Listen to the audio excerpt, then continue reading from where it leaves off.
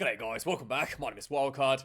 Yes, I've been told that I apparently hate the Brumbies. So here it is, another extremely biased review of the Brumbies performance tonight. Undoubtedly, I'm going to get that from the comments. But hey, Highlanders versus the Brumbies. First of all, I would like to say the positive stuff about both teams. I've criticized both teams in the past for over-relying on the kicking game, over-relying on the prevent gaming, prevent style of rugby, of running the clock down, kicking penalties, and really trying to hold out the tiny bit of a lead that they had with just penalty goals and defense. And both teams in this games stepped up and stepped out of that comfort zone that they've always resorted to, not always, but mostly resorted to, and put on a pretty big back and forward battle throughout the game. I do think that the Brumbies really has showed they lacked a bit of that structure that they used to have, right? With that more dominant set piece. Again, just not really on display tonight. Highlanders has some pretty good front rowers. Ethan de Groot is just, they really did a bit of number on the Brumbies scrum. We're going to look at the scrum in a minute. And at the end of the day, I actually thought the Brumbies got a little bit lucky here to get away with the win. There's a couple of really bad, just extremely bad calls from the referee Ben O'Keefe. We're going to look at that in a second as well. And but still, I do think it's a big improvement for the Brumbies. They have stepped out of the comfort zone, and the handling wasn't quite as polished as you would like. The set piece was, even the line out more was, pretty easily neutralized by the Highlanders, and just shows that the Brumbies really hasn't been focusing on what they've always known to be good at, and it's a little bit disappointing for me. I don't know about the Brumbies fans; they're probably celebrating about the lack of development in the set piece. But it's I do think that the fact that the team is actually stepping out of that, out of the goal kicking and more moving back into it, even though yes, at the beginning you're not gonna get like that more dominance right away. When the commentary was saying like, oh, the Brumbies are going for the not taking the 3 points and going for the line out, they're backing themselves on that famous dominant Moore, and then the Moore just got immediately sacked before it was even said. I thought it was just showed how far the Brumbies has fallen. The reputation has just completely gone out of the window at this point, and it will take time. But I do think that the Brumbies are heading towards the right direction. Now, a couple little things. Let's talk about the referee. First of all, you can tell there's this one part here I thought was quite interesting, just a little bit. You can tell the Brumbies has been drilled to play, to play the prevents, right? The goal kicking style of rugby. It's like so hardwired into some of these players, and it's like you can see it from here in this conversion kick. Now, first of all, if you look at the clock, 35 minutes on the clock. The Brumbies, they've worked really hard at this point. There's only 5 points on the scoreboard. Really hard at this point. Multiple attempts at scoring a try. They finally got it done, and this was Ryan Lonergan that scored a try. And obviously, there's no shot clock. And you can see that, you have the momentum, number one. You just scored, number two. And number three, there's still 5 minutes left in the half. There's no reason for you to take the full allocated 60 seconds to take the kick. You should just take the kick, right? Whenever you set it up, and then just get on with the game, because there's no strategic advantage at this point of the game to run the clock down to the last 5 seconds before you take the kick. And this is a gimme, right, for anyone to take this one for the 2 points. An easy kick, just take it and move on with it. And Ryan Lonergan, by habit, actually asked the referee how much time he had left, and basically waited. Man. You can see here. Special night for him. He's ready to kick. Just take the kick at this point, right? You set up, you're in position, and it's an easy 2 point. Instead of just taking the kick, he looks over the referee and asks how much time he's got left. And referee's basically, I think at this one it's probably about 20 seconds. There's no shot clock. Played all his rugby in and then referee tells him again, 10 seconds left, and then he takes the kick. Yeah, good from the skip. Listen. 10 out. He just said 10 out. 10 out, Ryan. 10 seconds left now, Ryan. 10 out, Ryan. You know, 9, 8, 7. You know, he literally waited till there's about 5 seconds left before he taking this kick. This kick should have been done in 5 seconds, right? You put the ball down, step back, boom. Let's get on with the game, right? There's no strategic advantage to run the clock down at this point. In fact, you have the momentum. It's probably better for you to just keep going, just try to get the restart and keep rolling with that momentum instead of like letting everyone take a break and cool off, let Highlanders to rethink about what they've done wrong. So like this is again just shows me, indicates to me that the player has been drilled to play in a style that I felt like it's like you're playing the clock already in a situation where there is no strategic advantage whatsoever to play the clock, and it's just a habit thing, and again, it showed it showed why the lineouts aren't as good as they used to be. You show why the scrum was getting dominated. You show the breakdown was a mess. Because in my opinion, the Brumbies has not been, holding on to the ball in the training sessions in terms of focusing on these areas that needs to be improved on, the crucial areas in the game of rugby that need to be focused on, and they over prepare for the kicking game, for the style of game that imitates like a test rugby, or in American football they call it prevent, and I just think that it's not the right way to go about it. That's number one. Number two, this yellow card we're about to see, I thought this was just like quite a bizarre call, and I do think that Ben O'Keefe made the wrong decision here. First of all, this is an absorbing tackle, okay?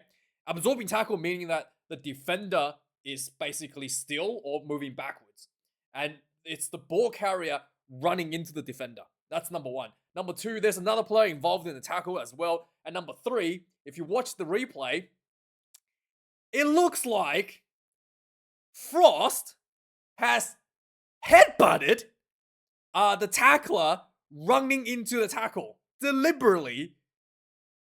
So let's watch this. Just go back a little bit. So they're gonna show the replay. This is Nick Frost. It's changing. It's pretty much changing direction here, and you can see that he's moving back. Nick Frost, he headbutts him. That's a headbutt. I don't care what, like, that looks like a headbutt to me. And first of all, even if that was not a deliberate headbutt, right? He's just like, trying to duck his head, and he just ended up in a head-on-head contact. This should just be a penalty and not a yellow card. Like I said, because it's an absorbing tackle, the defender is retreating, and there's another player involved. It's an absorbing tackle, and this should just be a penalty at most. Let alone, this looks very much like Nick Frost deliberately slammed his head into what's his name? Into the hooker's head, running in, right? Like, it's just, I mean, just watch this again. He definitely like launches himself forward, leading with his head, right? It's not a natural like dip. He looked like he's throwing his head forward into the tackle, right? It's not like, I mean, I mean, you have to argue, is that a natural reaction running into a tackle, right? I mean, people do like duck when they go into a tackle, but does that look like a natural reaction to a tackle coming into you to try to duck in the tackle? I don't know. But even if that is, you say that is a natural reaction, in my opinion, that is an absorbing tackle, and he's made it wrap. It's just, it's changing dynamics. It's just a penalty, in my opinion. If that is not in fact a deliberate headbutt from Frost, and so that was pretty much the turning point. Gave the Brumbies that one-man advantage to eventually pile in for a try. And finally, we want to talk about a little bit of the scrum. I do think that there was one scrum where there was so that was anyway, that was another incident where you could argue that could have been a penalty. Referee said that was okay. So there was a scrum I want to look at in the second half. So the Highlanders was feeling they were pretty dominant in the second half, and then backing themselves to score those tries. And one of the key areas that we're trying to get a penalty or maybe even a yellow card out of is from the scrummaging. Now the scrummaging, there was, the Highlanders did really well, especially through Ethan de Groot, to indicate that they had the dominance in the scrummaging early in the game. So a lot of these scrums, they just kind of like go down, and the referee's just giving that to the Highlanders because they showed early dominance, right? That's kind of like so the referees kind of just like defaulted to giving those penalties to the Highlanders. So the Highlanders were just backing themselves again and again to go for the scrum. So yeah, there was a review here, so that's apparently deemed okay. There was a wrap, but the commentary made a point that this was supposedly had a duty of care to put the player down safely, and you can't just reckless. That's still a reckless play, but the referee said it's just a penalty, not a yellow card. So they went for another scrum here, the Highlanders, and so here's something that I do not agree, right? So the Highlanders has a clear advantage in the scrummaging. They have repeatedly got penalties in the red zone. They've backed themselves again for the scrum. Now, watch what happens next, right? So the referee, again, we're going to get a close-up. Again, the close-up is too late. Like, the scrum is already pre-engaged. So referee, so the Brumbies has been really smart. The hooker has stuck his hand out, telling the referee, hey, they've engaged early. Not our fault, engaged early. Again, we couldn't really see properly. And the referee is just gone, yep, you have gone in early. And it's a short arm turnover for the Brumbies. Now, if you think about this, there's no reason for a lot of times in the scrum, the team gets engaged. Like, it's like a 50-50. You can't, like, everybody's leaning forward.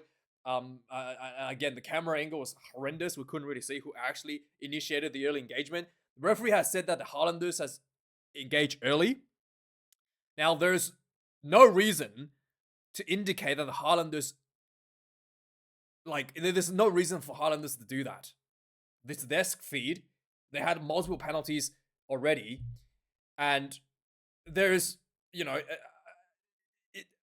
and this is an option they've taken instead of 3 points for a scrum. I do think that in this situation, when there's a 50-50, the referee needed to reset the scrum. And not to just, especially when the team's opted for scrum from a penalty, the referee need to reset for scrum. Instead of just going, I think you've gone in maybe a little bit too soon.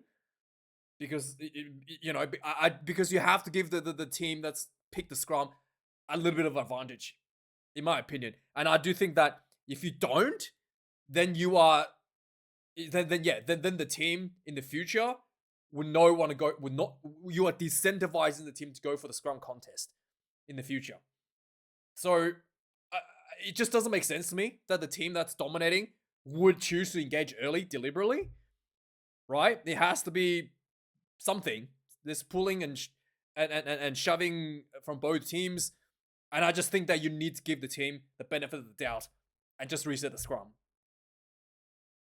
and let the commentary go crazy about wasting time, whatever. But you need to do the right things. You need to reward the team that's showing dominance, all right? And again, let me know your thoughts. The Highlanders actually got marched 10 meters from this as well because they weren't happy. Like, why would we engage early? It's like nobody knows who's engaged early.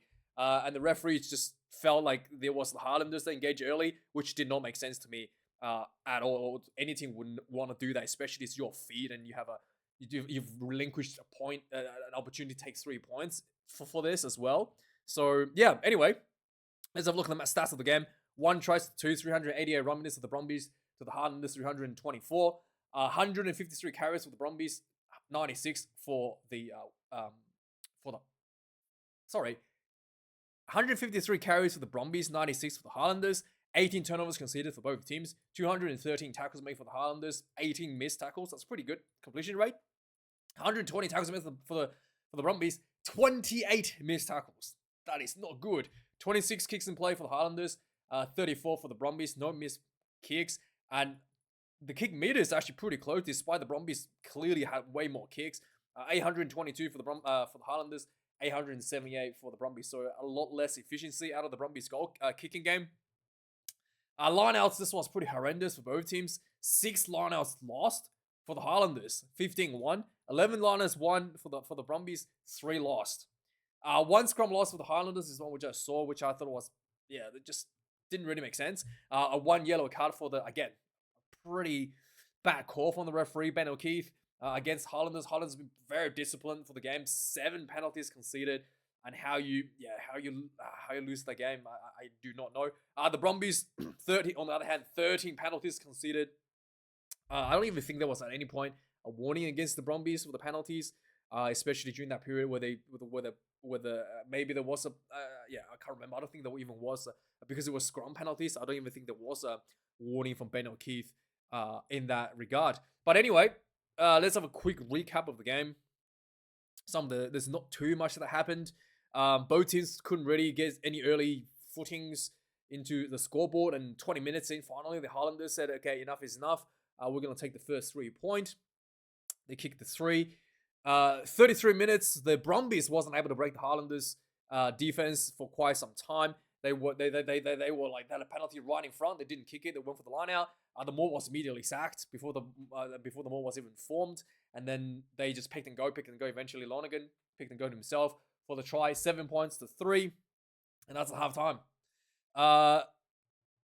Second half, again, the Highlanders had some early pressure, multiple penalties running from the goalpost, not taking the 3, and then they did a scrum and then lost the opportunity with that. Again, the camera, anyway. 62 minutes in the game. The Highlanders finally gets the try on the board. There was a penalty against the Brumbies. The Highlanders taking a quick tap, and they quickly spread the ball down to Nareki. He was running down the wing. There was a defender coming out on him, and he just kicked the ball behind. He scooped it up. Try. 10 points to 7. The Highlanders pulled themselves ahead. 71 minutes. There was a yellow card to Henry Bell. That's the name of the guy. Henry Bell. And then with a 1-man advantage, the Brumbies went for the line-out. The line-out was stolen, actually. And then the Highlanders tried to exit, and it was charged down. And then the Brumbies got their ball back. And then eventually they worked through. And then a few minutes later, the Brumbies was able to get the score with Reimer picked and go for the try. I think Reimer was the one that charged it down and the one that scored the try. So well rewarded efforts there. And there was one Brumbies fan, it looked like, in the entire, in the entire Otago region, because the camera kept cutting to the one guy with the Brumbies jersey. Literally the one guy in Otago from Canberra. But hey, at least they got one. So one person is happy tonight in the South Islands. And thanks for watching, guys. Like, comment, subscribe, and have a good one. See you guys tomorrow. Cheers.